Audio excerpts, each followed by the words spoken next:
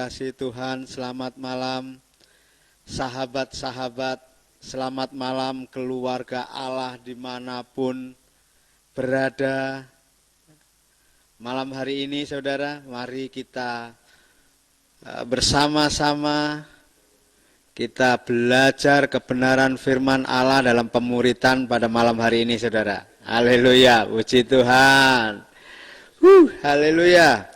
Malam hari ini kita akan belajar kebenaran firman Allah. Kita akan meneruskan buku pemuritan, buku 13 saudara, sampai bab yang ke-126. Judulnya Pikiran Kristus saudara. Haleluya. Nanti kita akan belajar banyak, kita akan belajar bersama-sama. Mari kita tundukkan hidup kita dan kita masuk di dalam doa. Haleluya, kita mengucap syukur. Bapa Surgawi, kami mengucap syukur untuk malam hari ini, di mana Engkau memberi kami kembali kesempatan, waktu yang terbaik, yang terindah, untuk Engkau mengunjungi kami, Bapa. Untuk Engkau merawat kami, melawat kami, mengajar kami malam hari ini. Terima kasih Bapak Surgawi, terima kasih. Kami percaya kesempatan malam hari ini, kami juga boleh manfaatkan dengan sebaik mungkin untuk kami boleh menangkap apa yang menjadi isi hati Allah. Untuk kami boleh juga belajar, untuk kami boleh mendapat menerima anugerah Allah yang luar biasa ini. Haleluya, puji Tuhan, terima kasih. Kami juga memberkati rekan-rekan baik yang ada di kabin siar di tempat ini maupun sahabat-sahabat keluarga kami yang ada dimanapun mereka berada. Dalam nama Tuhan Yesus biarlah berkat anugerah Allah, damai sejahtera Kristus Yesus yang melampaui segala akal itu turun tercurah berlimpah-limpah di dalam mereka, sehingga mereka mampu menangkap apa yang menjadi kebenaran firman Allah yang saat ini dikabarkan kepada setiap kami. Terima kasih Bapa. Terima kasih Tuhan Yesus, dan mari saat ini kami mohon kepada Ibu Roh Kudus untuk boleh membersihkan kami senantiasa, untuk boleh membuat kami semakin intim dengan keluarga Allah, supaya kami juga dapat menangkap apa yang menjadi pelajaran malam hari ini dengan mudah saja. Terima kasih untuk hasil-hasil chatting dari Pak Andreas bersama Allah Bapa, boleh kami tangkap, boleh juga kami mengerti, dan malam hari ini kami boleh menyadari akan begitu besar kasih Allah akan dunia ini, sehingga Ia memberikan anaknya yang tunggal kepada setiap kami. Terima kasih supaya setiap kami ini boleh menjadi percaya dan tidak binasa, melainkan kami boleh mendapati hidup yang kekal bersama-sama dengan keluarga Allah. Terima kasih Bapak, terima kasih Tuhan Yesus. Mari Ibu Roh Kudus, Engkau berdaulat berkuasa sepenuhnya malam hari ini. Juga untuk peralatan-peralatan kami bersihkan, kami tahirkan, kami kuduskan. Biarlah peralatan-peralatan ini boleh kami pakai sedemikian rupa, begitu lancar, kuota juga begitu lancar, untuk jaringan internet juga begitu lancar, karena kami percaya segala sesuatunya ini hanya untuk pengagungan Allah Bapa Surgawi saja. Terima kasih Bapa, terima kasih untuk setiap kami, terima kasih untuk hamba-Mu yang Engkau pakai menjadi alat untuk Engkau berbicara kepada setiap kami. Terima kasih Engkau tahirkan, Engkau kuduskan hamba-Mu ini.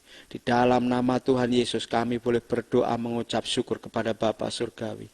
Haleluya. Amin. Amin saudara. Pikiran Kristus. Memiliki pikiran Kristus saudara.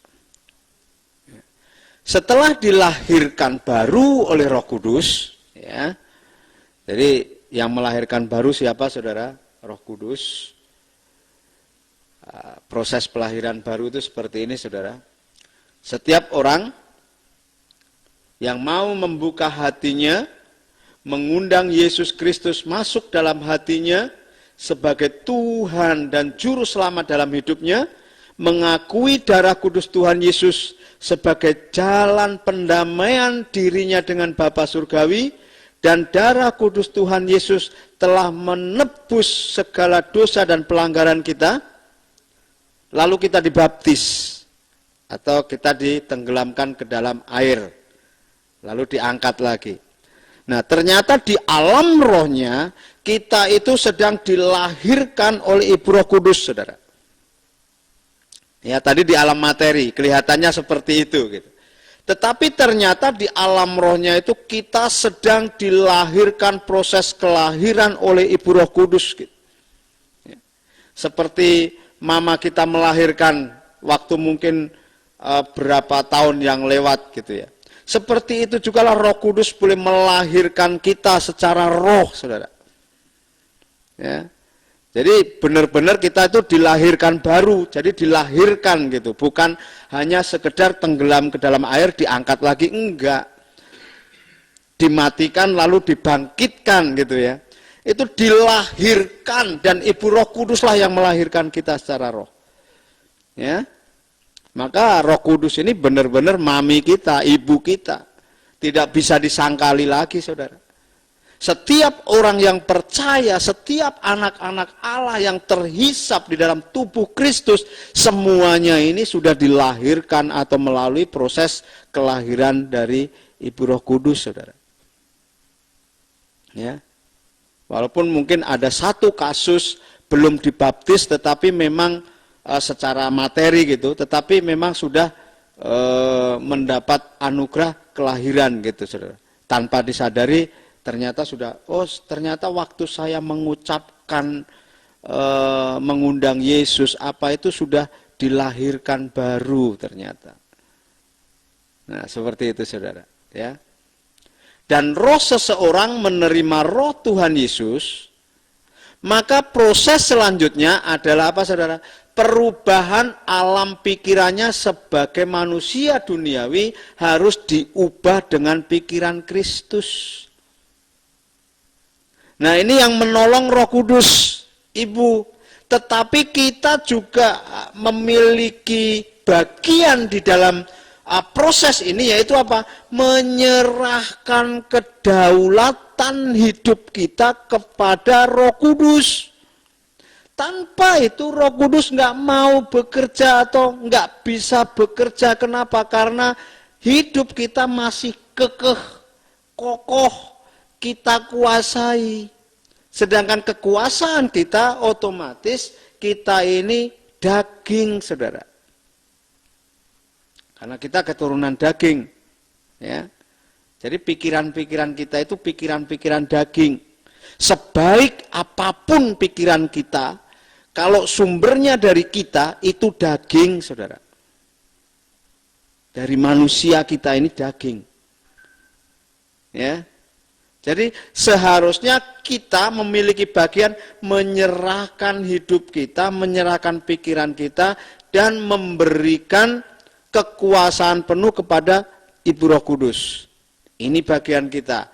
Oleh sebab itu bagian Roh Kudus mengerjakan segala sesuatu sesuai dengan mandat atau perintah dari Bapa Surgawi.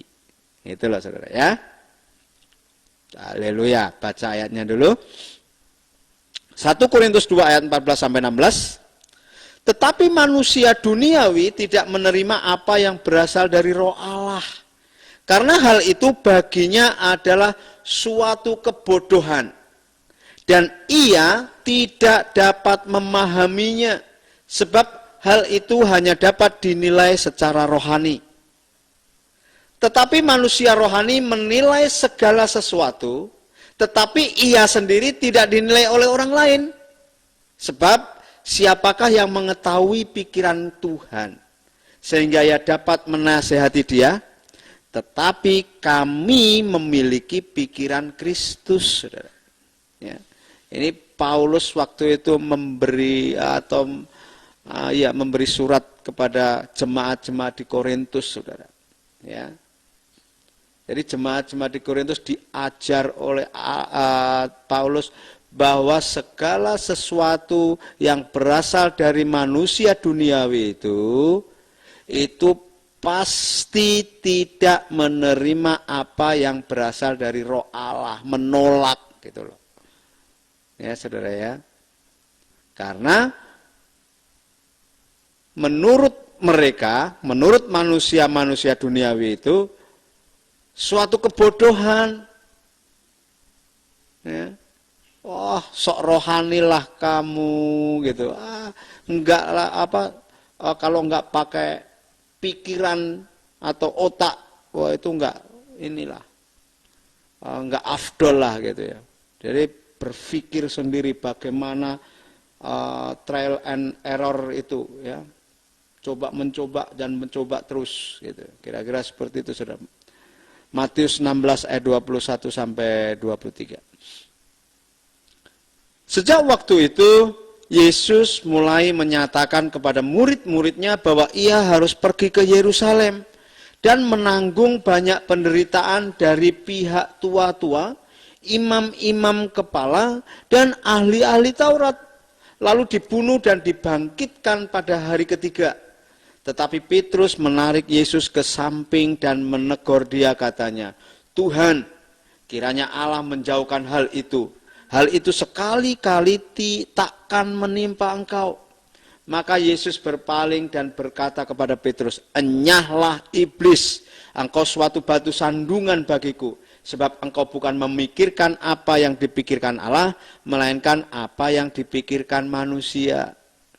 Kejadian ini, saudara, ini kejadian yang sepertinya Petrus ini, seorang pahlawan gitu, saudara. Kenapa? Oh, Tuhan, kiranya Allah menjauhkan hal itu. Rohani sekali, saudara. Ya, dan sangat sepertinya menjadi tameng buat Tuhan Yesus, kira-kira seperti itu ya. Tetapi bagaimana? Ternyata hal itu tidak berkenan, karena yang dipikirkan Petrus adalah pikiran manusiawi, bukan pikiran Allah, saudara. Ayat 23. Yesus berpaling dan berkata kepada Petrus, enyahlah iblis, engkau suatu batu sandungan bagiku, sebab engkau bukan memikirkan apa yang dipikirkan Allah, melainkan apa yang dipikirkan manusia. Jadi pikiran kita sebagai manusia, pikiran daging kita sama dengan iblis. Kenapa? Karena manusia atau kedagingan kita itu sudah dikuasai oleh iblis. Kalau kita berpikiran secara manusiawi, secara manusia seperti Petrus itu pasti pikirannya sudah dikuasai oleh iblis. Amin ya. Jadi hati-hati, saudara ya. Kita harus memikirkan pikiran Allah. Bagaimana caranya, prakteknya? Senantiasa terpaut kepada Allah. Senantiasa bangun hubungan terus-menerus kepada Allah. Ya. Markus 8 ayat 36 sampai 38. Apa gunanya seorang memperoleh seluruh dunia tetapi ia kehilangan nyawanya? Karena apakah yang dapat diberikannya sebagai ganti nyawanya? Sebab barang siapa malu karena aku dan karena perkataanku di tengah-tengah angkatan yang tidak setia dan berdosa ini, Anak manusia pun akan malu karena orang itu apabila ia datang kelak dalam kemuliaan Bapanya diiringi malaikat-malaikat kudus. Ya. Jadi kalau kita malu ya, untuk mengakui kebenaran firman Allah di khalayak umum, kita bukan sedang mengabarkan Injil, justru kita sedang apa saudara? Sedang menghalang-halangi pemberitaan Injil damai sejahtera itu didengar oleh semua makhluk, saudara. Ya, saya mau katakan semua makhluk, karena di saat kita membicarakan sesuatu kebenaran Injil itu juga makhluk-makhluk di sekitar kita itu juga mendengarkan, saudara. Ya. Jadi setiap apa yang menjadi tingkah langkah kita, apa yang kita sharingkan, apa yang kita bicarakan, itu ada makhluk-makhluk di sekitar kita yang juga mendengar. Ya. Ada yang meresponi, ada juga yang tidak meresponi memang. Tetapi semuanya mendengar, saudara. Ya, jadi hati-hati. Waspada artinya apa? Senantiasa bangun hubungan, senantiasa timbulkan kesadaran kita bahwa kita adalah anak Allah. Jangan terpeleset, saudara. Ya, jangan terjerumus dengan perkataan, dengan tingkah laku, dengan pikiran kita. Ya, mungkin tersandung sedikit atau apa itu wajar, itu juga enggak wajar sebetulnya, saudara. Ya. Kalau kita mau bangun hubungan terus di dalam Tuhan, itu sudah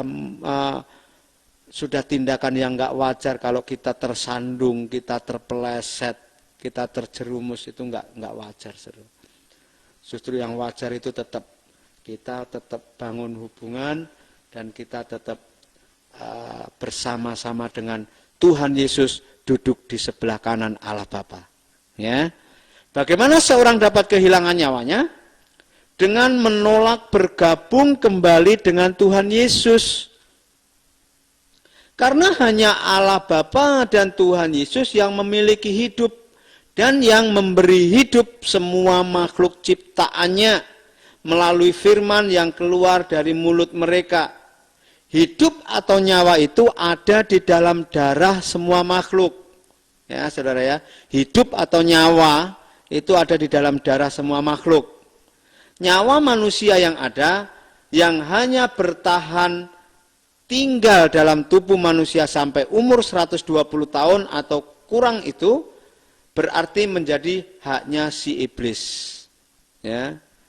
Kalau kita tidak cepat-cepat membangun hubungan atau kembali kepada atau bergabung, tadi dikatakan ya di atas, bergabung kembali dengan Tuhan Yesus, yaitu menjadi hanya si iblis. Kenapa? Karena dari masa 6.000 tahun yang lalu, saudara, Hawa dan Adam atau manusia pertama sudah dikalahkan. Ya, kalau kita tidak memutuskan hubungan keturunan dengan manusia Adam pertama dan kita masuk atau menempelkan diri menjadi keturunan Adam yang kedua, ya nyawa kita menjadi hanya si iblis. Karena kita ini atau orang yang sudah jatuh ini menjadi ternakan si iblis gitu kira-kira. Ya. Yohanes 5 ayat 21. Sebab sama seperti Bapa membangkitkan orang-orang mati dan menghidupkannya, demikian juga anak menghidupkan siapa saja yang dikehendakinya. Ya, anak ini Yesus ya. Yohanes 6 ayat 63. Rohlah yang memberi hidup, daging sama sekali tidak berguna. Perkataan-perkataan yang kukatakan kepadamu adalah roh dan hidup. Perkataan itu apa, saudara? Firman. Jadi firman yang keluar dari Allah, keluar dari Tuhan Yesus, atau firman yang mungkin kita baca di dalam Alkitab, atau firman yang kita sharingkan itu adalah roh dan hidup. Makanya banyak sekali dari kita sendiri, ya, kita sendiri mengalami di saat kita berbicara tentang ayat firman Allah bersama dengan teman kita, itu kita semakin semangat, semakin bergairah, saudara. Ya, tahu-tahu tadinya mungkin pusing-pusing atau berat karena kecapean, tengkuk ini keras gitu ya, mungkin kolesterol gitu ya. Tetapi di saat kita berbicara tentang firman, kita berbicara tentang kemuliaan Allah, kita sharingkan, kita mendengar orang berbicara tentang kebaikan-kebaikan Allah, kebaikan Tuhan Yesus, kuasanya. Lama-lama menjadi ringan, lebih ringan dan lebih ringan, tanpa disadari semuanya itu hilang dan sembuh, saudara. Kita dibebaskan karena ada hidup yang masuk ke situ, saudara. Ya, ada hidup. Roh dan hidup, saudara. Setiap apa? Perkataan-perkataan yang kukatakan, kata firman Allah. kata Tuhan Yesus. Ya. Jadi di saat kita membaca Injil, kita baca Alkitab, kita sharingkan kepada rekan kita beritakan, kita perkatakan. Oh, itu menghidupkan kita juga, saudara. Bukan untuk orang lain yang kita layani saja, tetapi kita juga digairahkan di situ. Kita dikuatkan di situ. Hidup dalam daging selalu menghasilkan banyak stres. Ya. Itu karena mereka harus berputar otak untuk mencari solusi sendiri dan bekerja dengan cara mencoba dan gagal berkali-kali, trial and error. Ya. Mencoba, gagal, coba lagi, gagal, coba lagi, saudara. Oh, sangat membuang waktu gitu. Ada orang yang menganggap stres adalah hal yang wajar dialami semua orang. Bahkan karena stres, seseorang bangkit mencari cara-cara untuk menang terhadap masalah dan jadi lebih bermutu hidupnya. Ya, banyak pengetahuan seperti itu, saudara. Karena stres memicu orang untuk apa, saudara? Untuk mencari solusi-solusi gitu ya. Sampai mencari atau menggali kekuatan laten jiwa gitu, saudara. Namun hidup dengan kekuatan sendiri itu memboroskan nyawanya sehingga umurnya pendek, saudara. Namun mereka yang dari kecil telah hidup dipimpin roh, ya, seperti Samuel, mereka akan memakai hidup mereka dengan efisien, mencapai batas umur 120 tahun dan berbuah lebat bagi kerajaan surga atau kerajaan Tuhan ini, saudara. Karena ketika ia harus bekerja, ia memakai hidup Tuhan Yesus dan menghemat kekuatan nyawa atau baterai mereka sendiri. Nah, ini luar biasa, saudara ya. Ternyata hidup seseorang itu seperti ada baterainya itu, nyawanya itu, saudara. Jadi ada kekuatannya dan ada waktunya gitu loh. Ya. Nah, seperti itu, saudara. Di saat kita memakai hidupnya Yesus, ya. Hidupnya Yesus itu seperti apa? Dia melakukan apa yang menjadi kehendak Allah saja. Dia tidak melakukan trial and error atau mencoba ini, mencoba itu, enggak, saudara. Apa yang diperintahkan Bapa, ya itu yang dia lakukan. Kira-kira seperti itu, saudara. Cukup. Hanya kehendak Bapa yang dia lakukan. Tidak dia berpikir ke kanan, ke kiri, melenceng, jauh ke depan atau ke belakang, enggak, saudara. Diperkirakan Samuel mati umur 100 tahun. Jangan berpikir sendiri, tetapi dengarkan suara Tuhan atau Roh Kudus atau suara Bapa. Dan belajar memikirkan apa yang dipikirkan Allah atau pikiran Kristus, saudara. Ya, jadi jangan mau memikirkan apa yang tidak dipikirkan oleh Tuhan lah. Kira-kira seperti itu, saudara. Ya, jadi senantiasa kita memiliki hubungan dengan keluarga Allah, yaitu Tuhan, Roh Kudus, dan Bapa Surgawi, untuk kita ngerti gitu, untuk kita mendengar perintah-perintahnya. Jadi tidak asal tubruk, nabrak sana, nabrak sini, gitu kira-kira. Ya. Semasa hidupnya Tuhan Yesus, ya, yang tercatat mungkin sekitar 33,5 tahun lah, ya. Itu pengakuan Tuhan Yesus sendiri, aku melakukan apa yang Allah Bapa perintahkan. Bapalah yang mengutus aku. Aku tidak bisa berbuat sesuatu tanpa Bapa yang memerintah, tanpa Bapa yang melakukan, saudara. Ini jelas sekali. Ya. 1 Samuel 7 ayat 15. Samuel memerintah sebagai hakim atas orang Israel seumur hidupnya. Artinya dari kecil memang Samuel ini sudah ada di lingkungan Allah gitu, rumah Allah, ya. Dan sampai dengan akhir hayatnya dia memerintah sebagai hakim atas orang Israel, saudara. Baru dari situ ada Raja Saul, ya. Jadi sebelum Raja Saul lah Samuel nih, saudara. Ya. Jadi seumur hidupnya, kira-kira 100 tahun, dia mengabdikan diri hanya kepada Allah. Dia melakukan apa yang diperintahkan Allah. Kalau bahasa Jawanya enggak neko-neko, gitu loh saudara ya. Enggak neko-neko, enggak nubruk sana nubruk sini, serampangan saja gitu, enggak. Ya. Dia hanya nuruti apa yang diperintahkan Allah, apa yang menjadi firman Allah, ya itu yang dia lakukan. Ketaatan Kristus. Tuhan Yesus memiliki satu cara berpikir yang sangat berdisiplin terhadap Bapaknya. Ini menjadi contoh bagaimana kita juga harus taat kepada Bapa kita yang di surga, saudara. Ya, dia disiplin dalam cara berpikirnya, hanya melakukan kehendak Bapa. Kira-kira seperti itu. Cukup. Tidak ingin yang lain. Ya. 2 Korintus 10 ayat 3 sampai 6. Memang kami masih hidup di dunia, tetapi kami tidak berjuang secara duniawi. Karena senjata kami dalam perjuangan bukanlah senjata duniawi, melainkan senjata yang diperlengkapi dengan kuasa Allah, yang sanggup untuk meruntuhkan benteng-benteng. Benteng-benteng ini apa saja? Benteng-benteng ini buah pikiran seseorang yang sudah menjadi perbuatan. Yang sudah menjadi perbuatan, lama-lama menjadi bangunan benteng-benteng. Ya, ini dari pikiran. Jadi seseorang sehingga memiliki tabiat-tabiat, memiliki gaya hidup. Nah, ini benteng-benteng, saudara, bangunan-bangunan yang sudah dibangun dari cara berpikirnya yang sudah dilakukan berulang-ulang kali sehingga terbentuk bangunan-bangunan atau benteng-benteng atau pagar-pagar gitu, saudara.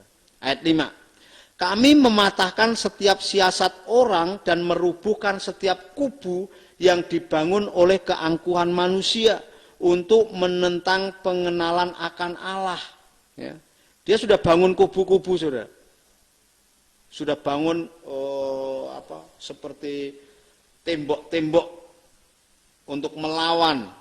Gitu, kubu-kubu pertahanan itu yang kokoh untuk melawan. Nanti ada senjata-senjata juga di situ. Kira-kira seperti itu, saudara. Kami menawan segala pikiran dan menaklukkannya kepada Kristus. Dan kami siap sedia juga untuk menghukum setiap kedurhakaan, bila ketaatan kamu telah menjadi sempurna. Nah, di sini dijelaskan, saudara, di ayat yang ke-6 ini, saudara ya, saya penggal saja di bahasa Inggrisnya. Into captivity to the obedience of Christ. Ini di bawah ada penjelasannya. Ada sedikit kesalahan terjemahan tentang menaklukkannya kepada Kristus. Ya, ini yang ayat 5 bagian terakhir ya, mau masuk ke ayat 6 itu tadi ya. Tetapi perbedaan yang sedikit tadi, ya, terjemahan yang sedikit tadi sangat besar artinya, saudara. Dalam bahasa Inggris ditulis into captivity to the obedience of Christ, ya, yang berarti bahwa dengan perlengkapan senjata yang dilengkapi dengan kuasa Allah itu kita dapat menaklukkan segala pikiran di bawah suatu kerangka berpikir atau paradigma seperti Kristus berpikir, yakni apa? Ketaatan Kristus, saudara. Jadi di sini bukan menaklukkannya kepada Kristus itu sendiri, tapi ketaatan atau kerangka berpikirnya Kristus gitu. Jadi bukan menaklukkannya kepada Kristusnya sendiri, tetapi menaklukkan pikiran itu kepada suatu cara berpikir yang taat seperti Kristus. Ya. Nah ini kita boleh agak selami sedikit ya. Bagaimana cara berpikirnya Kristus semasa hidup dia itu hanya taat. Ya. Nah, nanti penjelasannya di bawah, saudara. Kita lanjut saja. Ini penjelasannya sudah ada. Ya. Begini kata Bapa. Ya, ini hasil chattingnya Pak Andreas dengan Bapak Surgawi, saudara. Anakku Yesus mampu mengelola pikirannya sendiri di bawah modus yang disebut ketaatan Kristus. Karena dia membatasi pikirannya untuk tidak pernah melanggar perintahku. Dia selalu melakukan hal-hal dalam batas perintahku. Meskipun engkau tahu betul betapa besar kemampuannya untuk membayangkan segala sesuatu. Imajinasinya itu, saudara. Ya, hikmatnya lah. Ya. Hikmatnya itu imajinasinya membayangkan segala sesuatu itu luar biasa. Dia tidak membayangkan apa-apa dan tidak melakukan apa-apa kalau tidak ada perintah daripadaku, saudara. Walaupun kapasitas untuk membayangkan atau imajinasinya itu luar biasa, dia nggak mau melakukan apa-apa kalau tidak diperintahkan Bapa. Dia hanya menikmati apa yang telah dikerjakannya dan menantikan perintahku selanjutnya. Itu namanya tetap tinggal dalam ketaatan.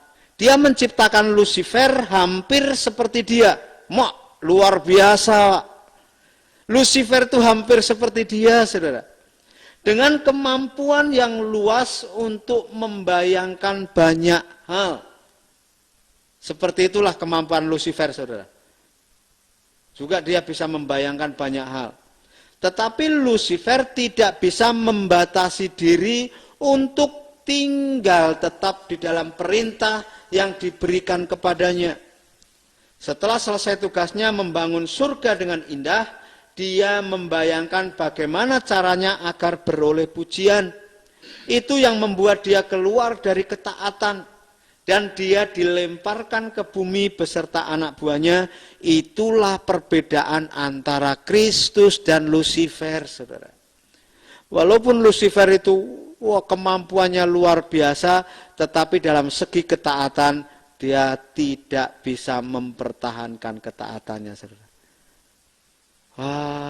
Haleluya, puji Tuhan, saudara. Yesaya 14 ayat 12 sampai 15. Engkau sudah jatuh dari langit, hai bintang timur putra fajar. Engkau sudah dipecahkan dan jatuh ke bumi. Hai yang mengalahkan bangsa-bangsa, engkau yang tadinya berkata dalam hatimu, aku hendak naik ke langit, aku hendak mendirikan tahtaku mengatasi bintang-bintang Allah, dan aku hendak duduk di atas bukit pertemuan, jauh di sebelah utara. Aku hendak naik mengatasi ketinggian awan-awan, hendak menyamai yang maha tinggi. Sebaliknya, ke dalam dunia orang mati engkau diturunkan, ke tempat yang paling dalam di liang kubur, saudara. Ya, ini Yesaya ini adalah ayat yang menggambarkan nasib Lucifer ini, saudara. Ya, bagaimana kejatuhan Lucifer, ya, bintang timur putra fajar itu Lucifer, saudara. Karena memang terlalu elok dia sebagai malaikat, saudara. Ya, pada awalnya. Sampai suatu ketika Bapa harus melempar dia ke dunia orang mati atau ke tempat di mana tempat yang paling dalam di liang kubur, sehingga dia sudah tidak menjadi malaikat yang elok lagi. Ya. Kata Bapa lagi, saudara. Ini kita lanjutkan chattingnya, saudara. Sekarang yang dikerjakan Roh Kudus terhadap orang-orang yang bertobat adalah menghapus pikiran ketidaktaatan dari segala pikiran manusia dan menggantinya dengan pikiran Kristus. Siapa yang mengerjakan, saudara? Ibu Roh Kudus. Oleh sebab itu, kalau kita berdoa, mari Ibu Roh Kudus ubah pikiran-pikiran manusiawi, manusia dagingku ini dengan pikiran Kristus, supaya yang berdaulat dalam hidupku pikiran-pikiran Kristus saja. Ya, praktek, saudara. Hati yang baru kuberikan, hati keras aku singkirkan. Air yang hidup kucurahkan untuk mentahirkan manusia. Roh Kudus menyapa dengan lembut dan berbicara dengan ramah, agar selanjutnya orang itu mau mendengar suara anakku, juga suaraku yang membimbing mereka. Ya, jadi memang awal-awalnya kita itu mendengar suara yang lembut, menghibur, gitu ya, Baru setelah kita tahu ada suara yang lebih tegas dengan perintah-perintah, ya. Itu biasanya suara Tuhan Yesus. Baru suara Bapa gitu, saudara ya. Tapi ketiga-tiganya satu ini, saudara. Satu kehendak, ya. Ingat, esanya itu satunya itu satu kehendak. Jadi tritunggalnya itu tunggalnya itu kehendak gitu, saudara. Bukan tiga dalam satu, satu dalam tiga yang rancu itu, saudara. Ya. Ingat ya. Benih ketaatan dari Kristus ditanamkan melalui pikiran Kristus. Engkau dapat mengatakan bahwa ketaatan Kristus itu termasuk bagian dari pikiran Kristus. Mampu membatasi imajinasinya sendiri agar seseorang tidak melanggar perintah Tuhan. Ya. Jadi membatasi imajinasi, jangan membayang-bayangkan yang di luar Kristus, kira-kira seperti itu, saudara. Sama seperti Lucifer, manusia sudah terbiasa memakai kemampuan imajinasinya untuk membayangkan hal-hal yang tidak diperintahkan Tuhan, sehingga mereka memakai pikirannya untuk hal-hal yang kotor dan najis. Itu sebabnya manusia diserahkan kepada pikiran-pikiran terkutuk mereka. Kenapa? Karena seringkali sembrono, memikirkan atau melenceng keluar dari pagar yang pikiran Kristus, kerangka ketaatan Kristus itu, saudara. Seringkali menyusup pikiran-pikiran manusia daging kita itu menyusup, ya, sehingga menghamiri, mengotori, menajiskan kita. Roma 1 ayat 21 sampai 23 ayatnya. Sebab sekalipun mereka mengenal Allah, mereka tidak memuliakan Dia sebagai Allah atau mengucap syukur kepadanya. Sebaliknya pikiran mereka menjadi sia-sia dan hati mereka yang bodoh menjadi gelap. Mereka berbuat seolah-olah mereka penuh hikmat, tetapi mereka telah menjadi bodoh. Mereka yang menggantikan kemuliaan Allah yang tidak fana dengan gambaran yang mirip dengan manusia yang fana, burung-burung, binatang-binatang yang berkaki empat atau binatang-binatang yang menjalar. Ya. Jadi pikiran sia-sia menjadikan hati kita gelap, saudara. Roma 1 ayat 24 selanjutnya ini, saudara ya. Karena itu, ya, Allah menyerahkan mereka kepada keinginan hati mereka atau kecemaran sehingga mereka saling mencemarkan tubuh mereka. Ini berawal dari pikiran sembrono, pikiran yang enggak senonoh, saudara. Sebab mereka menggantikan kebenaran Allah dengan dusta dan memuja dan menyembah makhluk dengan melupakan penciptanya yang harus dipuji selama-lamanya. Amin. Ini, saudara, menyembah makhluk, menyembah roh-roh. Roh ini makhluk, saudara. Kita baca selanjutnya, masih dalam Roma 1. Karena itu Allah menyerahkan mereka kepada hawa nafsu yang memalukan. Sebab istri-istri mereka menggantikan persetubuhan yang wajar dengan yang tak wajar. Perempuan-perempuan di Roma, saudara. Ya. Demikian juga suami-suami meninggalkan persetubuhan yang wajar dengan istri mereka dan menyala-nyala dengan birahi mereka seorang terhadap yang lain. Ini laki-laki dengan laki-laki gitu, saudara. Jadi meninggalkan dengan istri, dia menyala-nyala dengan seorang yang terhadap yang lain. Baik itu dengan laki-laki, sama-sama laki-laki, atau mungkin wanita lain. Wah, sudah enggak aturan ini. Sehingga mereka melakukan kemesuman laki-laki dengan laki-laki. Ya. Dan karena itu mereka menerima dalam diri mereka balasan yang setimpal untuk kesesatan mereka. Nah ini, saudara, laki-laki dengan laki-laki, perempuan dengan perempuan, mungkin laki-laki dengan perempuan yang bukan pasangannya, sudah enggak ada aturan sudah rancu sekali ini, saudara. Ayat 28-nya sampai selanjutnya, dan karena mereka tidak merasa perlu untuk mengakui Allah, maka Allah menyerahkan mereka kepada pikiran-pikiran yang terkutuk. Jadi pikiran-pikiran yang cabul, najis, sehingga mereka melakukan apa yang tidak pantas, saudara. Penuh dengan rupa-rupa kelaliman, kejahatan, keserakahan, dan kebusukan. Penuh dengan dengki, pembunuhan, perselisihan, tipu muslihat, dan kefasikan.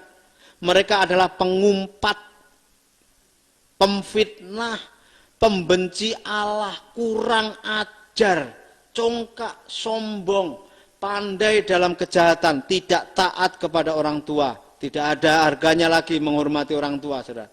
Tidak berakal, tidak setia, tidak penyayang, tidak mengenal belas kasihan, saudara. Sebab walaupun mereka mengetahui tuntutan hukum Allah, yaitu bahwa setiap orang yang melakukan hal-hal demikian patut dihukum mati, mereka bukan saja melakukannya sendiri, tetapi mereka juga setuju dengan mereka yang melakukannya. Bukan hanya melakukan sendiri, tetapi juga setuju, bahkan mengajak orang lain untuk melakukan apa yang dia lakukan, kira-kira seperti itu, saudara.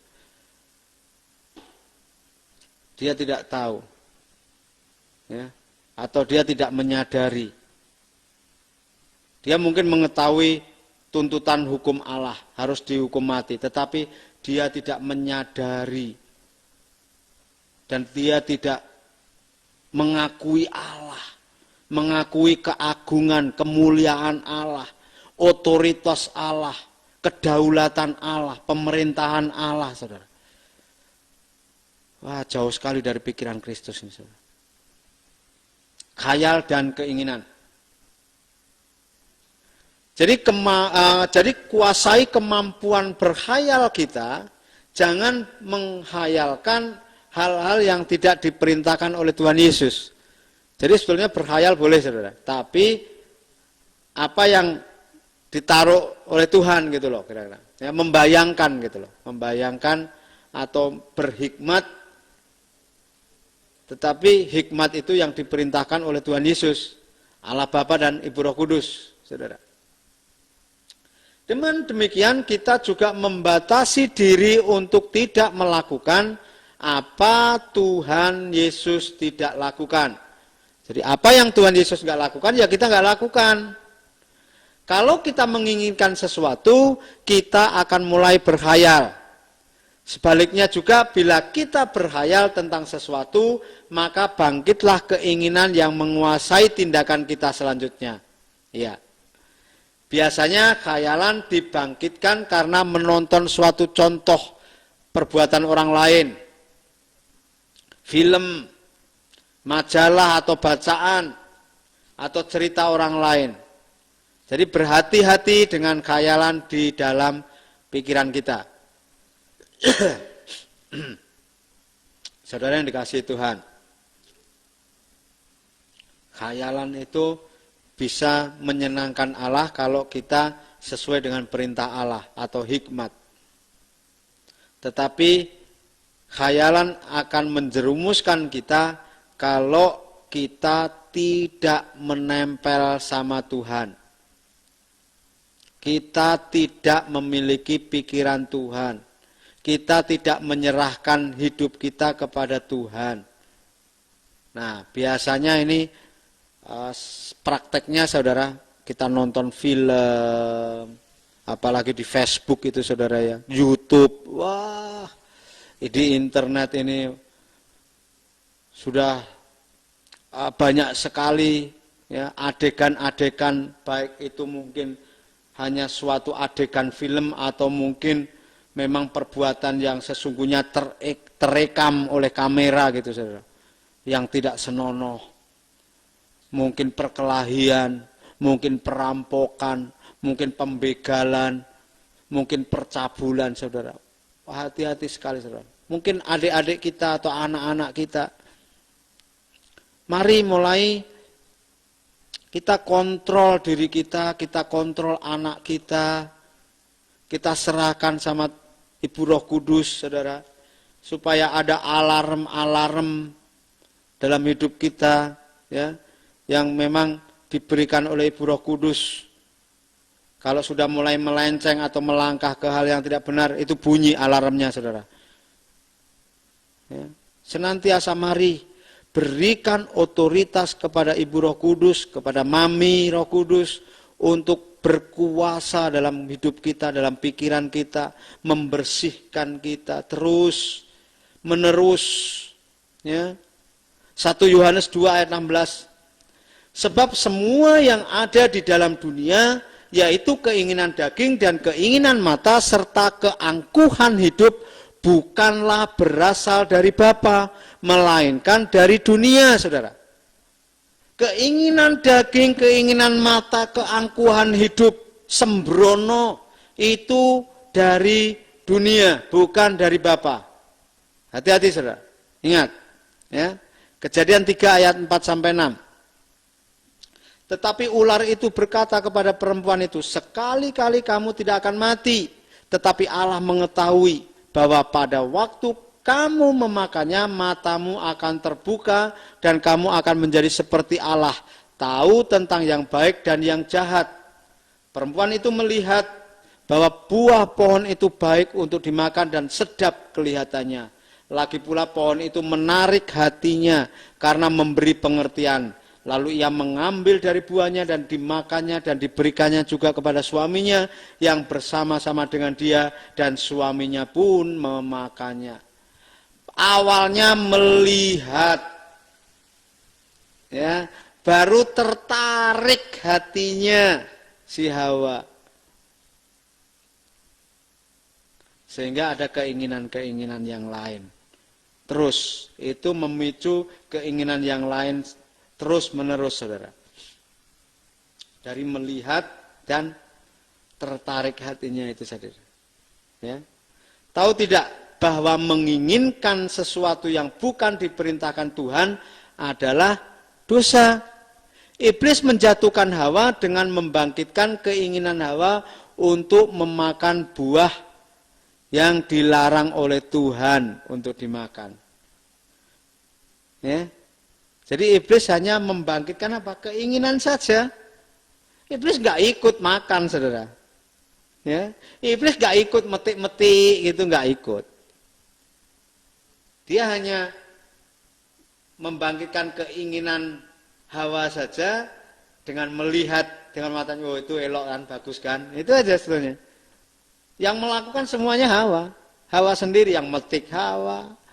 Ya kalau memang butuh dipanjat, yang manjat juga Hawa, saudara. Ya. Hati-hati, saudara. Ini tipu muslihat si jahat, saudara. Ya. Kita senantiasa harus ada di dalam ruang lingkupnya Tuhan, coveringnya Tuhan, kubu pertahanan yang dibangun, yang dibuat oleh Tuhan. Bukan kubu pertahanan kita manusia, enggak. Itu runtuh sampai kapanpun. Mau kita menyendiri, mau kita bersemedi atau mengasingkan diri, itu tetap tidak ada gunanya. Ya. Keluaran 20 ayat 17. Jangan mengingini rumah sesamamu. Ya, ini Paulus membaca 10 perintah Allah, ya. Hukum yang ke-10 berkata seperti ini. Jangan mengingini rumah sesamamu. Jangan mengingini istrinya, atau hambanya laki-laki, atau hambanya perempuan, atau lembunya, atau keledainya, atau apapun yang dipunyai sesamamu. Ya.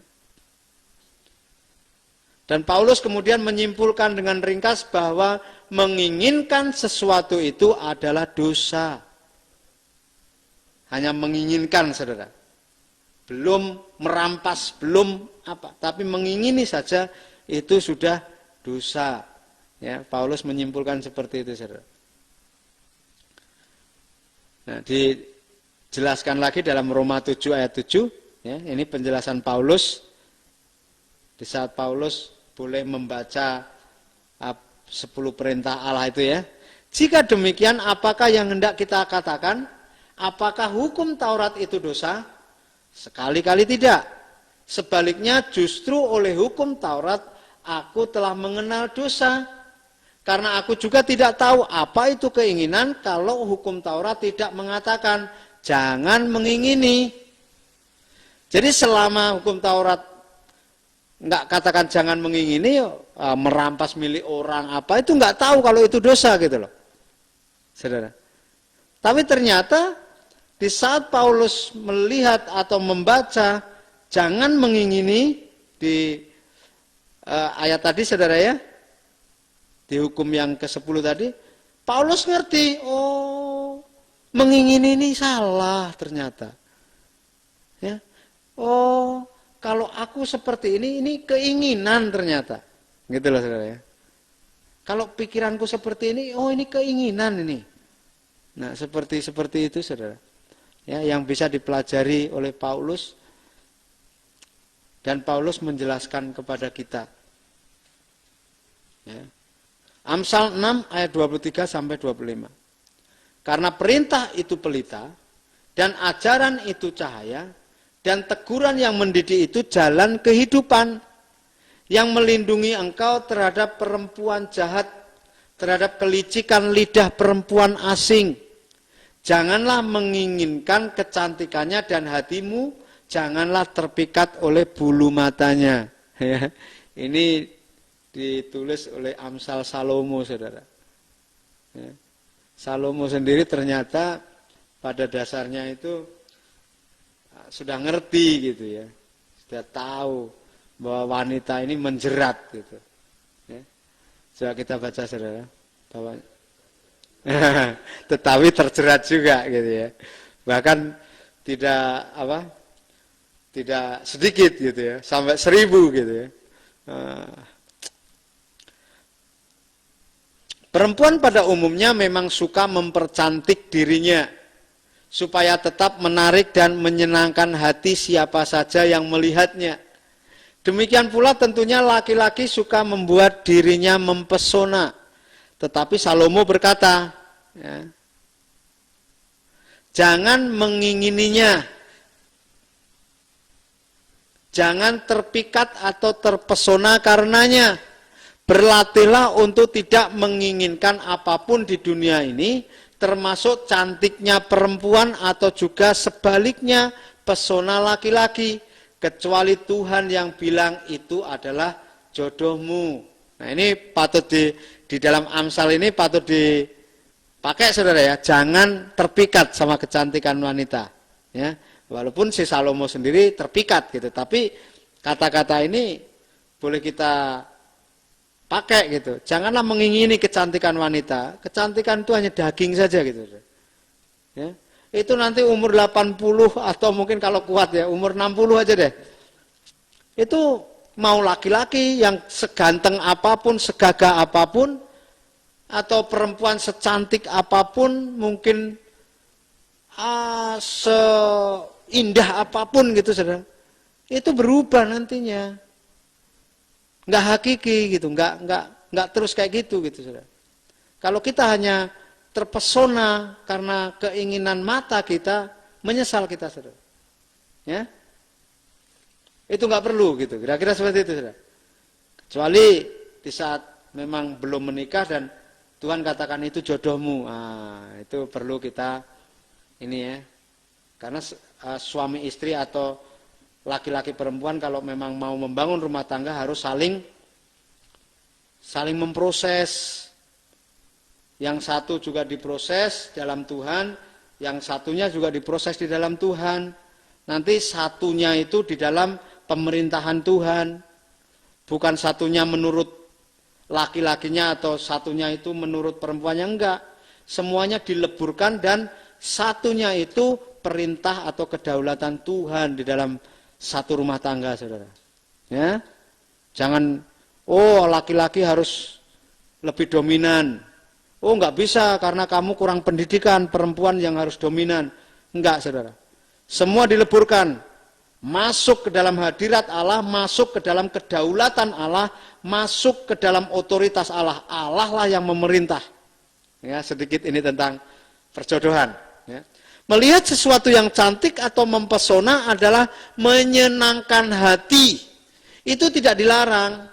Seperti menikmati cantiknya bunga di halaman tetangga misalkan, atau di halaman sekretariat saudara, banyak bunga. Ya. Kita nikmati pagi hari, kita nikmati sore hari, kita siram. Itu boleh-boleh saja gitu saudara. Tetapi berhentilah sampai di situ. Jangan izinkan hatimu untuk menginginkannya. Apalagi ingin memetiknya atau memilikinya. Wah, jangan saudara. Ya. Pikat dan pesona itu membuat hati Anda terjerat. Menjadi tidak setia kepada Tuhan. Seperti orang mabuk. Iya saudara. Kalau sudah menginginkan hal, wah nggak bisa tidur saudara.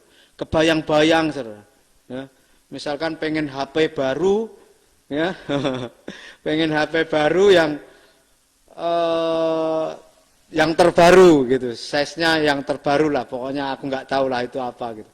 Wah terbayang-bayang saudara, oh sekian giga nanti kalau untuk memotret atau foto, wah fotonya bisa diedit sedemikian rupa, wah jerawat bisa hilang mulus, bisa apa kalau orang bilang glowing gitu ya.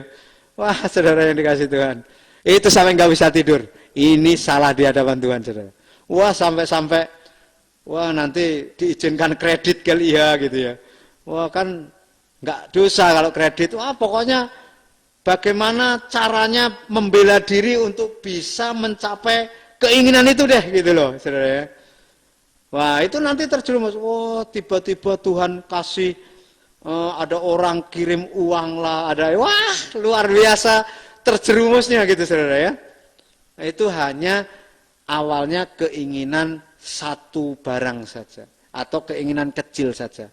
Tapi kalau sudah dibiarkan itu melebar, meluas saudara, itu akan menjerumuskan kita masuk ke dalam lembah jurang maut yang dalam saudara.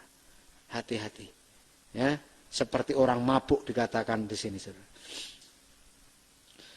Tesalonika 5 ayat 6 sampai 10. Sebab itu baiklah jangan kita tidur seperti orang-orang lain. Tetapi berjaga-jaga, tidur itu pulas atau terlena gitu saudara ya. Terlena. Tetapi berjaga-jaga dan sadar. Sebab mereka yang tidur waktu malam, dan mereka yang mabuk waktu malam, waktu dalam kegelapan. Tidur itu juga malam, gelap, kegelapan saudara. Ya. Tetapi kita yang adalah orang-orang siang, orang-orang terang, baiklah kita sadar, berbaju jirahkan iman dan kasih, dan berketopongkan pengharapan keselamatan. Karena Allah tidak menetapkan kita untuk ditimpa murka, tetapi untuk beroleh keselamatan oleh Yesus Kristus Tuhan kita, yang sudah mati untuk kita, supaya entah kita berjaga-jaga, entah kita tidur, kita hidup bersama-sama dengan Dia. Ini saudara, kita senantiasa menempel dengan Dia. Kita senantiasa ada di dalam perlindungannya. Ada di dalam kubu Allah. Ya. Jadi jangan sembrono saudara. Jangan sepelekan hal yang kecil. Pergaulan yang tidak baik itu merusak iman kita saudara. Kebiasaan-kebiasaan yang baik kita.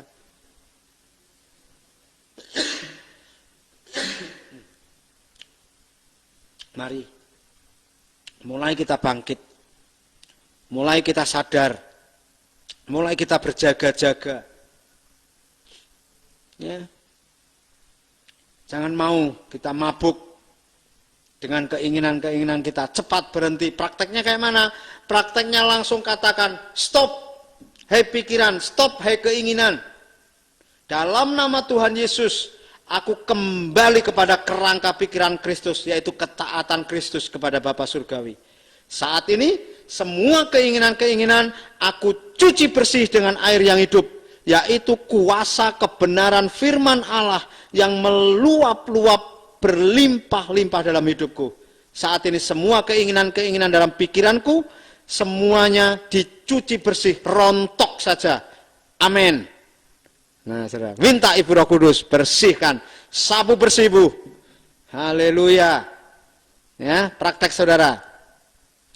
Kreativitas pikiran. Nah, ini kreativitas pikiran juga kayak imajinasi gitu. Justru setelah dibaharui pikiran kita dengan pikiran Kristus, daya kreativitas pikiran kita akan jauh lebih tinggi dan berkembang ke berbagai daerah berpikir. Nah, ini mengatakan lebih tinggi, jadi memang apa saudara ya? Tingkat langitnya berbeda dengan pikiran atau kreativitas waktu kita belum menerima Yesus gitu saudara. Ya, karena kita bisa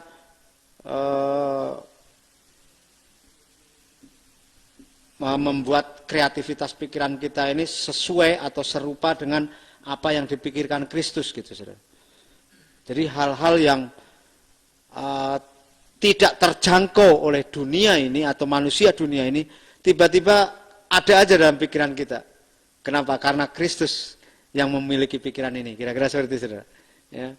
Pergunakan pikiran yang semakin kreatif bila diberi perintah oleh Tuhan atau Roh Kudus atau Bapa. Sama seperti Tuhan Yesus yang melaksanakan perintah Bapa. Di luar perintah Bapa, ia tidak melakukan apapun, saudara. Ya. Jadi waktu salah satu contoh begini deh, saudara. Karena kreatifnya Tuhan menyusul murid-muridnya pakai memanfaatkan gelombang air, saudara. Sehingga dia cepat sampai karena dia naik gelombang air. Di Alkitab dikatakan berjalan di atas air, gitu, saudara. Ya, jadi ternyata itu sedang memanfaatkan gelombang air untuk menyusul murid-muridnya yang sudah ada di tengah-tengah danau, saudara. Supaya lebih cepat. Kalau berjalan kan lama juga, saudara, karena 1 kilo misalkan, itu kalau berjalan kita ya mungkin 30 menit juga kan, saudara. Tetapi dengan naik gelombang itu 5 menit nyampe, saudara. Ya, gelombang satu disusul gelombang lain, melangkah ke gelombang yang lain. Gelombangnya sudah pendek, melangkah lagi ke gelombang yang tinggi lagi, saudara. Jadi naik terus, saudara. Ya, cepat sekali gitu. Kolose 3 ayat 2. Pikirkanlah perkara yang di atas, bukan yang di bumi. Jadi kalau pikiran kita itu pikiran-pikiran yang di atas. Ya, pikiran bagaimana anugerah Allah. Pikiran bagaimana kita menjadi tentaranya Allah, kita bermanfaat bagi kerajaan surga. Nah, ini pikiran yang di atas. Bagaimana pikiran kita itu bisa mengakui anugerah Allah. Bisa menyampaikan anugerah Allah kepada orang-orang lain di sekitar kita. Nah, hal-hal seperti ini, saudara. Ya, ini pikiran-pikiran yang di atas. Bagaimana Allah berkarya, bagaimana Bapa itu merindukan segala makhluk berdamai dengan Dia. Bagaimana kita ini bisa dipakai oleh Bapa surgawi untuk dimanfaatkan sebagai alatnya. Ya, saudara ya. Filipi 4 ayat 8, sorry. Jadi akhirnya, saudara-saudara, semua yang benar, semua yang mulia, semua yang adil, semua yang suci, semua yang manis, semua yang sedap didengar, semua yang disebut kebajikan dan patut dipuji, pikirkanlah semuanya itu. Ini pikiran-pikiran di atas kehendak manusiawi, saudara, kehendak dunia ini, batasan-batasannya. Orang mungkin berpikir baik, tetapi belum benar. Ya, jadi batasnya hanya baik di muka bumi ini, saudara. Orang-orang hanya berpikir baik, bagaimana memberi santunan, bagaimana memberi salam kepada orang lain, bagaimana memberi kepada orang yang sudah memberi. Ini pikiran yang baik, bagaimana berdamai dengan orang yang serumpun, bagaimana semuanya baik tetapi belum benar. Belum menjangkau naik ke atas ke level yang benar, itu belum gitu saudara. Ya. Semua mungkin baik tetapi belum mulia. Semuanya mungkin ini baik, kelakuan ini baik, undang-undang ini baik, tetapi belum tentu semuanya adil. Belum juga semuanya suci. Ya saudara ya. Sebaik apapun peraturan masih ada suara-suara yang tidak sedap didengar. Ya, di muka bumi ini. Ada kata-kata miring, kira-kira seperti itu saudara. Ya. Tetapi kita sebagai anak-anak Allah, mari Filipi 4 ayat 8 ini saudara. Semuanya pikirkanlah semuanya ini. Yang mana? Yang benar, yang mulia, yang adil, yang suci, yang manis, yang sedap didengar, yang disebut kebajikan dan patut dipuji. Pikirkan dan lakukan semuanya ini saudara. Ya. Amin. Matius 16 ayat 23. Maka Yesus berpaling dan berkata kepada Petrus, "Enyahlah iblis, engkau suatu batu sandungan bagiku, sebab engkau bukan memikirkan apa yang dipikirkan Allah, melainkan apa yang dipikirkan manusia." Tadi sudah kita baca saudara, bagaimana Petrus sepertinya membela Yesus. Petrus sepertinya baik, tetapi enggak benar. Karena apa? Itu pikiran manusia dan itu digunakan oleh iblis untuk apa? Menjadi batu sandungan. Bagi Tuhan Yesus, bagi Yesus ini. Bagiku kata Yesus. Kenapa? Karena tidak sesuai dengan apa yang dipikirkan Allah Bapa Surgawi. Dan ternyata orang yang senantiasa nempel kepada Bapa Surgawi itu lambat laun terus menerus itu dia mengerti dan memahami apa yang dipikirkan Allah. Seperti Kristus memahami pikiran Allah Bapa Surgawi, begitu juga kita anak-anak Allah harus memahaminya. Kenapa? Karena ada pikiran Kristus yang ada di dalam kita, yang sudah memahami. Kita tinggal mengikutinya saja, saudara. Ya, jadi ternyata Yesus sangat-sangat memahami apa yang dipikirkan oleh Kristus, oleh Bapa, saudara. Ya, nah, saudara yang dikasihi Tuhan,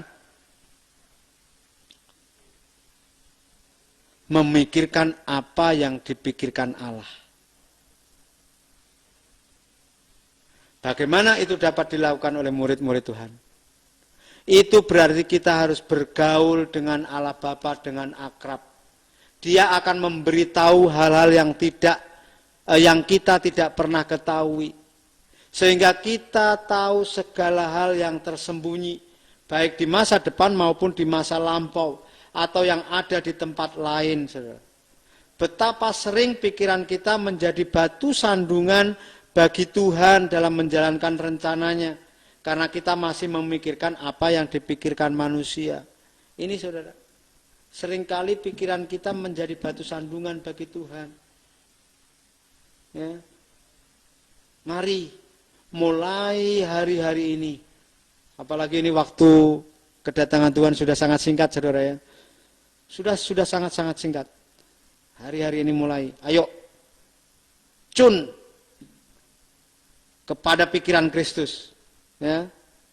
Jangan tidur, jangan mabuk oleh apa yang kita lihat, keinginan-keinginan di muka bumi ini, saudara.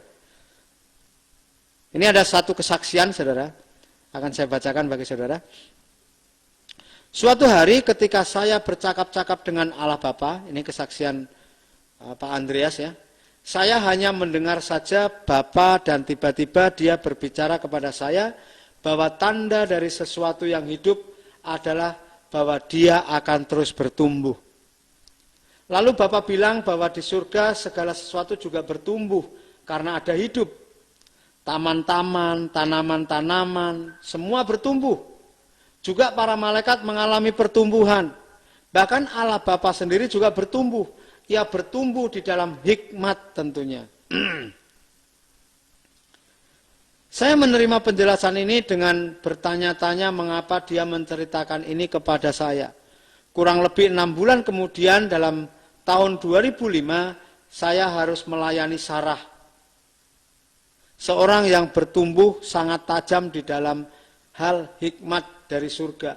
Tetapi karena jiwanya terkurung oleh rasa takut akibat dominasi ayahnya, seorang perfeksionis yang selalu menuntut dia melakukan semua hal dengan sempurna, ya harus perfect semuanya, jiwanya malah menjadi kerdil karena selalu takut tidak sempurna, takut dicela ayahnya terus. Ketika saya mendoakannya, ia langsung masuk ke dalam dunia roh dan bereaksi. Dia mula-mula menolak saya karena takut disuruh menjadi hamba Tuhan. Dia selalu takut bertemu dengan banyak orang, merasa minder berbicara di depan banyak orang. Dengan mata tertutup dia berkata, "Aku tidak mau didoakan oleh Andreas Samudra." Saya heran dan bertanya, "Kenapa tidak mau?" "Saya takut nanti disuruh melayani Tuhan, saya tidak bisa." Karena ia menolak saya, maka saya bertanya, "Kalau bertemu Tuhan Yesus mau tidak?" Dia bilang, "Mau, karena Tuhan Yesus kan baik." "Oke, Tuhan Yesus, saya minta engkau yang menampakkan dirimu kepada Sarah." Dengan segera Sarah melihat Tuhan Yesus yang berdiri di depannya. "Oh Tuhan Yesus, engkau sungguh baik kepadaku Tuhan." Ya. Lalu saya berdoa kepada Tuhan Yesus, "Tuhan, aku mohon engkau bawa Sarah ke surga berjumpa dengan Allah Bapa." Tiba-tiba Sarah berkomentar, "Oh Bapa Surgawi, engkau baik sekali. Ternyata aku duduk di atas meja, sekarang engkau tidak marah padaku." Ya. Jadi di surga sana, saudara, dilihat oleh Sarah, dia duduk di atas meja dan tidak dimarahi. Gini. Karena apa? Karena di saat di dalam keluarganya kalau dia duduk di meja itu dimarahi oleh bapaknya, kira-kira seperti itu, saudara. Dan ini, oh sangat baik sekali katanya. Jelas ini sekaligus sebuah pelayanan kesembuhan batin bagi Sarah. Karena dia pernah dipukul bapaknya ketika masih kecil, karena duduk di atas meja. Lalu saya berkata kepada Sarah, "Sarah, coba tanya kepada Bapak, apakah di surga itu segala sesuatunya bertumbuh di sana?" Dan tanya, "Apakah Bapak Surgawi juga bertumbuh?" "Iya, Bapak bilang semua di surga bertumbuh. Para malaikat bertumbuh dan Bapak sendiri juga bertumbuh." Ya. Lalu saya berkata, "Nah, kalau segala sesuatu di surga bertumbuh, nanti kalau kamu tinggal di surga kelak, satu-satunya yang tidak mau bertumbuh hanya kamu, Sarah. Kerdil terus karena takut menjadi dewasa." "Oh iya ya, kalau begitu aku mau bertumbuh. Ya, aku mau menjadi dewasa," katanya. Lalu saya berdoa baginya. "Dalam nama Tuhan Yesus, aku enyahkan sekarang pikiran-pikiran ketakutan, takut menghadapi orang-orang, takut disalahkan orang terus. Aku buang sekarang keurungan pikiran ketakutan yang dibentuk oleh ayahnya, yang menuntut kesempurnaan dari Sarah hingga menjadi takut tumbuh ini. Lepas semua dalam nama Tuhan Yesus." Dan tiba-tiba Sarah berseru, "Loh, kok aku tiba-tiba menjadi besar?" Lalu dia kembali sadar sepenuhnya. Apa yang terjadi selanjutnya? Sarah bertumbuh menjadi pemberani. Sekarang terus terlibat dalam berbagai bentuk pelayanan dan kemudian Tuhan memberinya seorang suami yang juga sangat mengasihi Tuhan dan melayani bersama-sama Sarah. Apa yang Bapak ceritakan dahulu telah menolong seseorang terlepas dari belenggu ketakutan menjadi alatnya Tuhan. Ini saudara, ini kesaksian yang luar biasa, di mana Pak Andreas melayani Sarah ya. Ini luar biasa, ya. Dan kita boleh contoh, kita bisa lakukan, ya. Seperti tadi ada doa-doanya, ya. Dia mudah sekali masuk ke kerajaan surga, melihat Bapa Surgawi, melihat Tuhan Yesus mengunjunginya, saudara. Wah, ini luar biasa. Ya. Biarlah kesaksian ini boleh menumbuhkan kita juga, saudara, boleh mengokohkan kita, semakin antusias, semakin semangat dalam mengikut Tuhan, dalam mengikut hal-hal yang Tuhan rencanakan bagi kita, yang Tuhan kehendaki.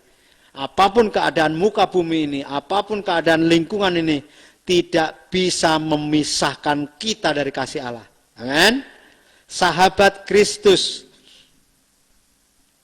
Dengan selalu berdialog dengan Allah Bapa, Tuhan Yesus dan Roh Kudus, kita dipersiapkan untuk menghadapi hal-hal yang akan datang. Hal-hal yang nampaknya sulit dilakukan. Semua dapat diselesaikan dengan hikmat Allah sendiri. Juga hal-hal yang tidak diketahui oleh manusia.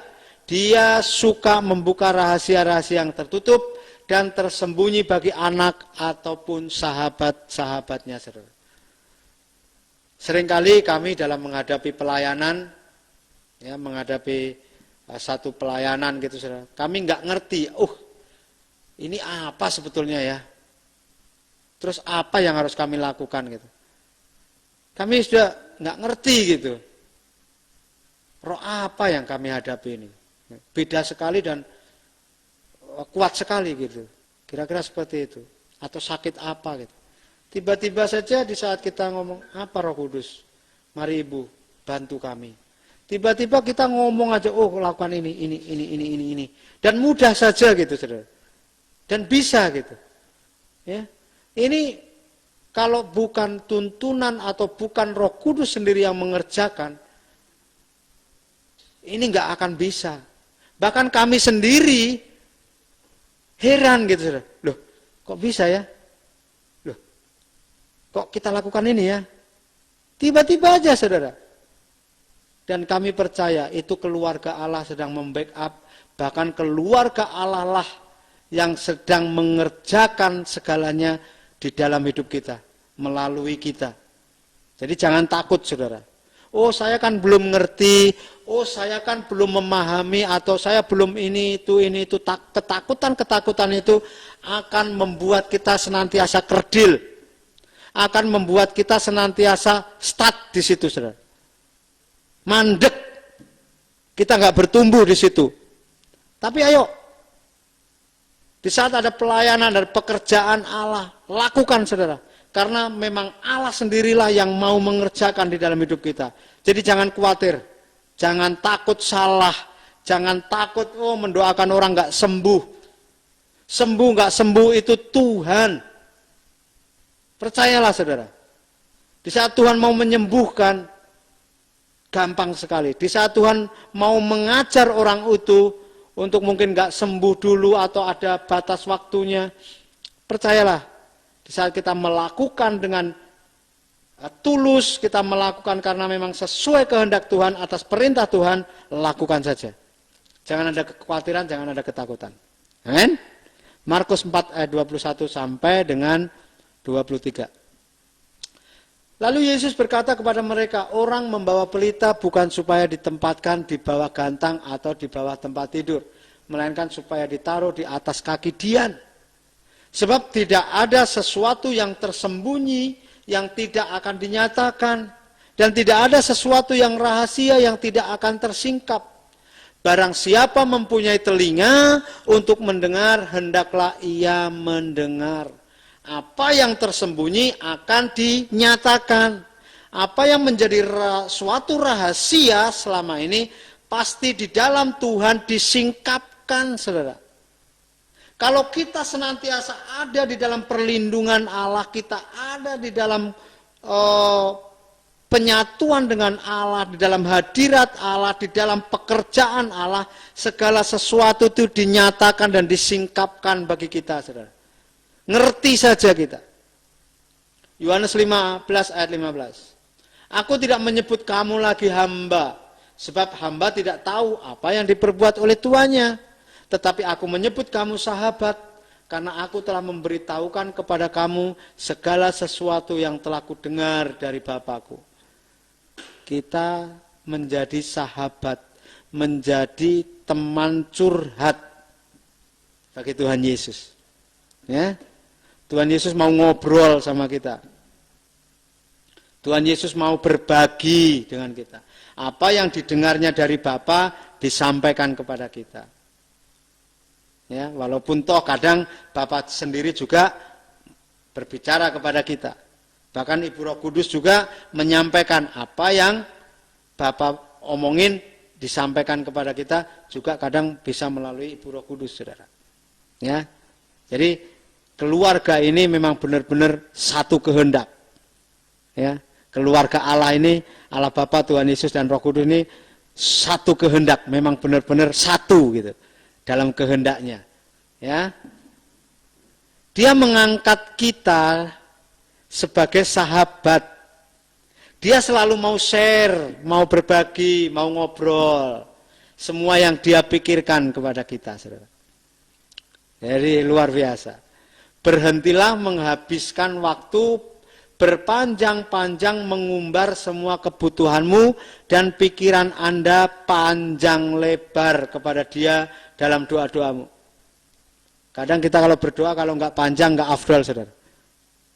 Tetapi sebetulnya yang dimau Tuhan, yang dimau keluarga Allah, kita cukup datang kepada hadirat Allah, kita mengakui bahwa Engkau hadir, Bapa, Engkau hadir di tengah kami saat ini, dan saat ini berbicaralah kepada kami. Dan kita diam, banyak mendengar. Itu yang dimau oleh Allah, saudara. Bukan kita panjang lebar, ngomong ini, itu, minta ini, minta itu, minta itu, minta ini. Terus amin, selesai kita pergi dari hadirat Allah. Kita berpikir lagi, kita ngitung dagangan kita lagi, kita ngitung apa yang menjadi kegiatan kita lagi. Enggak, saudara.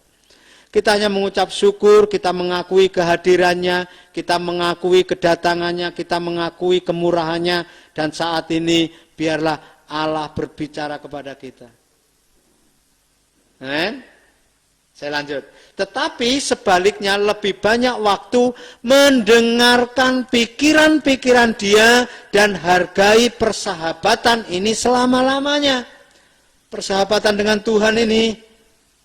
Amin. Kita dengar Tuhan mau ngomong apa. Tuhan silakan. Ya. Sekarang buat suatu pernyataan tegas dan ucapkan keputusan kita. Ulangi beberapa kali sampai tatanan pikiran kita menyesuaikan diri dengan ucapan seperti ini. Ya, ini praktek saja, saudara. Aku tidak akan membiarkan pikiranku berkhayal kemana-mana, kecuali Tuhan menyuruh aku memikirkan yang ditugaskannya kepadaku. Aku tidak akan melakukan sesuatu yang tidak Dia perintahkan kepadaku. Sekali lagi, aku tidak akan membiarkan pikiranku berkhayal kemana-mana, kecuali Tuhan menyuruh aku memikirkan yang ditugaskannya kepadaku, dan tidak akan melakukan sesuatu yang tidak Dia perintahkan kepadaku. Nah, kira-kira seperti itu, saudara, kita ulang-ulang, ya, sampai benar-benar tatanan pikiran. Aku nggak akan memikirkan, aku nggak akan berkhayal kemana-mana. Hanya Kristus yang ada di dalamku, hanya Kristus yang ada di dalam pikiranku. Nah, seperti itu sampai benar-benar kita fokus, kita mengakui, dan kita bisa mengalami kehadiran Allah itu dalam hidup kita, saudara. Ya, amin. Haleluya, puji Tuhan. Selesai, saudara, mari kita berdoa. Mungkin di WA ada pokok doa? Oke, karena nggak ada, kita doa. Kita tutup dengan doa, ya. Tapi sekali lagi saya mau katakan, saudara, mulai hari ini, mari kita tanamkan pikiran Kristus, kerangka pikiran Kristus, yaitu ketaatan, di mana Yesus sebelum menjadi anak manusia, Dia adalah Sang Firman, itu sudah taat juga. Jadi ketaatan itu dari Sang Firman, dari Firman itu sampai Dia taat juga, naik ke kayu salib, sebagai anak manusia Yesus, mati, bangkit dari antara orang mati, dan naik ke surga, duduk di sebelah kanan Allah Bapa, ya, untuk memerintah di sana. Dia dikaruniakan nama di atas segala nama. Dia dikaruniakan jabatan Tuhan. Ya, atas segala makhluk, atas segala ciptaan. Haleluya, puji Tuhan. Oh Bapa Surgawi, kami mengucap syukur untuk malam hari ini, pemuritan di mana Engkau merindukan kami kembali kepadamu. Bahwa kerangka pikiran Kristus itu boleh membawa kami semuanya yang terhisap menjadi tubuh Kristus, menjadi anak-anak Allah, itu memiliki kerangka pikiran Kristus yang taat setia terhadap perintah-perintah Bapa Surgawi saja. Terima kasih Bapa. Kami juga mau mengikuti pertumbuhan yang terjadi di dalam kerajaan surga, juga boleh bertumbuh di dalam hidup kami, di dalam hikmat kami, di dalam pikiran kami, seperti pikiran Kristus bertumbuh di dalam kami, juga seperti itu juga pikiran-pikiran yang tertanam di dalam kerangka pikiran Kristus, itu juga boleh bertumbuh di dalam kehidupan kami. Terima kasih Bapa Surgawi, terima kasih. Kalau segala berkat-Mu boleh tercurah pada setiap kami malam hari ini. Kami boleh dilepaskan, kami boleh dibebaskan dari khayalan-khayalan, dari pikiran-pikiran najis, dari pikiran-pikiran stres, dari pikiran-pikiran yang berkecamuk, dari keinginan-keinginan, dari kepikatan hati, keinginan-keinginan hati, semua saat ini, malam hari ini, dirontokkan, dibersihkan oleh kedaulatan Ibu Roh Kudus dengan air yang hidup di dalam nama Tuhan Yesus. Terima kasih Bapa Surgawi, terima kasih. Kalau segala pikiran yang ada di dalam hidup kami tundukkan saat ini, kami matikan saat ini, kami mau tawan saat ini, di dalam kerangka pikiran Kristus saja. Sehingga kami boleh menyenangkan hati Allah. Sehingga kami boleh melakukan apa yang Tuhan mau lakukan. Di mana segala aktivitas kami boleh berbuah untuk kemuliaan kerajaan surga saja. Terima kasih, kami memberkati setiap rekan-rekan yang ada di luar kabin siar ini. Saat ini yang sakit boleh mendapatkan kesembuhan dalam nama Tuhan Yesus. Yang saat ini sedang ada di dalam kondisi atau keadaan yang kurang baik, kami percaya ada kekuatan yang daripada Ibu Roh Kudus, ada pembelaan yang dari Allah Bapa Surgawi, ada kuasa yang boleh menolong mereka semuanya di dalam nama Tuhan Yesus. Terima kasih Bapa Surgawi, terima kasih, sehingga segala kesulitan, segala ancaman, segala keadaan yang kurang baik, segala mungkin kelaparan, segala kekurangan-kekurangan itu tidak dapat memisahkan kami dari kasih Kristus yang luar biasa, tidak bisa memisahkan kami dari tali kasih Kristus menjadi satu tubuh Kristus Yesus. Oh, terima kasih Bapa Surgawi, terima kasih. Setiap kami boleh menyerahkan diri kami, hidup kami di bawah pimpinan Tuhan Yesus saja. Terima kasih, dalam nama Tuhan Yesus kami berdoa dan mengucap syukur. Haleluya, amin.